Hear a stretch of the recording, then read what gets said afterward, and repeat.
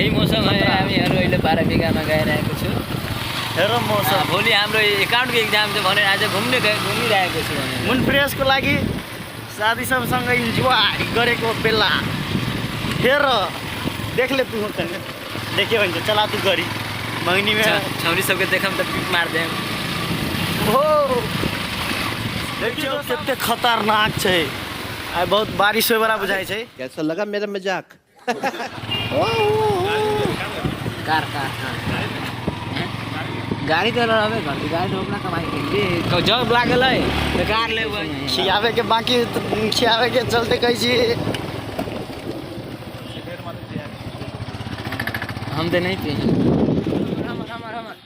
देखिए 12 बीघा के नजारा क्या नहीं